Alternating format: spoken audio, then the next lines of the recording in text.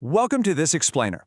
Okay, today we are tackling something that is literally a lifeline for thousands of folks right here in Massachusetts.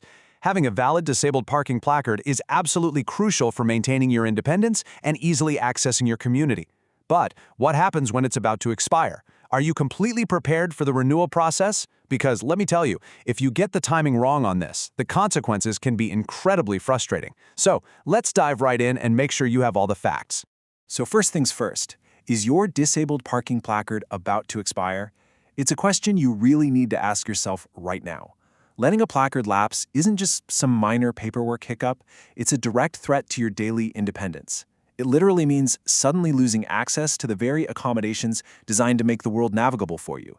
Imagine going to the grocery store or a doctor's appointment and realizing, wow, I have no legal way to park in the accessible spaces I completely rely on. And honestly, here's why this matters even more.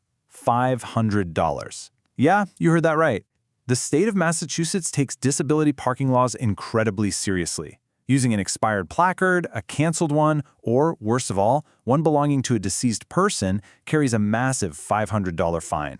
And there's more. It also triggers a mandatory 60-day suspension of your driver's license for just a first offense. So the stakes for getting this right, they're sky high. To keep things super simple, here's our quick roadmap for today. 1. Types and timelines. 2. The permanent path. 3. The temporary path. 4. Universal rules and fines. And 5. FAQs. Let's jump in. Section 1. Types and timelines. Identifying your placard. Figuring out your placard type is actually as easy as checking the ink color. If your numbers and dates are printed in black ink, well, you've got a permanent placard. Those are valid for a full 5 years, and the renewal process is totally automatic. But if your placard has red ink, that's a temporary placard. Those are valid anywhere from 2 to 24 months, and they absolutely require you to actively reapply. So just remember, black ink means one path, red ink means another. Section 2. The permanent path, automatic renewals. If you're on the permanent path, meaning your mobility impairments are projected to continue indefinitely, the Massachusetts RMV has a really slick automated system for you. Right around 30 days before your expiration date, the Medical Affairs Bureau runs a quick background check. They just cross-reference a few databases to verify everything.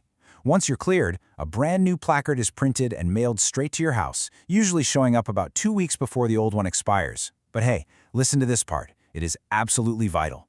You are legally required to mail your old expired placard back to the RMV at P.O. Box 55889 in Boston. You can't just toss it in a drawer or throw it away, you have to return it. Section 3. The temporary path, step-by-step renewal. Now, temporary placards are built around the expectation that you'll recover, so they definitely do not auto-renew. You're going to need to gather a little paperwork. First, a completed application for disabled parking. That's Form MAB 100. Second, your Massachusetts license or ID. And third, your medical certification. Now, this right here is a massive trap people fall into. Your healthcare provider has to sign the application, and the RMV must receive it within 30 days of that exact signature date. If that signature just sits on your kitchen counter gathering dust for 6 weeks, the RMV will absolutely reject it. No exceptions. So, where does all this important paperwork go? You've got to mail your completed application directly to the RMV Medical Affairs Bureau in Boston. Definitely do not try to fax this, and actually save yourself the trip. Don't even try to drop it off at a standard RMV service center. It has to go specifically to medical affairs. Also, just a heads up, processing takes around 30 business days, so you really need to factor that waiting period into your plans. Let's map out a quick chronological timeline so you know exactly when to make your moves. Step 1. Get your medical evaluation and that all-important signature. Step 2. Mail your Form MAB 100 a good 4 to 6 weeks before your current placard expires. Doing it this way gives you plenty of breathing room. And Step 3. Just sit back and wait to receive your new temporary placard in the mail. If you stick to this timeline, you'll perfectly prevent any annoying gaps in your accessibility coverage. Section 4. Universal rules, costs, and consequences. Okay, here is a genuinely awesome fact that I absolutely love sharing. What does it actually cost you out of pocket to renew a disability placard in Massachusetts?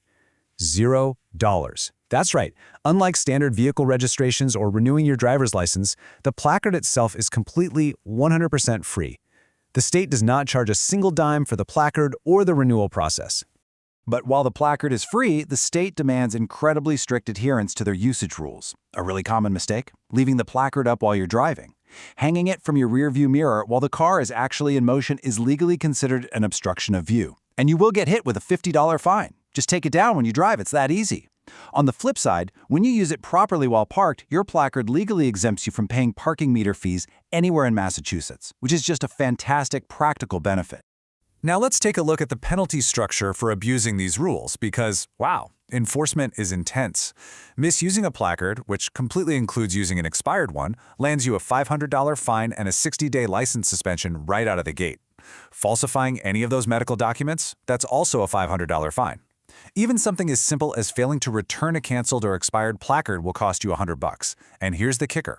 Local municipal tickets issued for placard misuse, they are very often entirely ineligible for appeal. The rules are totally unbending, so playing by them is non-negotiable. Section 5. Frequently asked questions. So what happens if your placard is lost, stolen, or damaged? First off, take a deep breath. Don't panic. You just need to submit Form MAB 104, which is simply a request for a replacement placard. And the good news? You do not need to drag yourself back to the doctor. No new medical certification is needed. However, fair warning on this one. If you request more than 3 replacements in a 5-year window, it automatically triggers a highly strict fraud investigation by the RMV. They track those replacements like a hawk to stop people from accumulating multiple active placards. All right, so here is the big takeaway from all of this. Have you set a calendar reminder for your renewal date yet?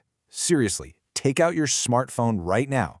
Whether you have a permanent placard and just need a nudge to watch the mail, or you have a temporary one and need to book a doctor's appointment 4 to 6 weeks out, setting a digital reminder today is literally the single best thing you can do to safeguard your mobility and completely avoid those massive fines. Finally, just a quick disclaimer. State regulations can, and sometimes do, change.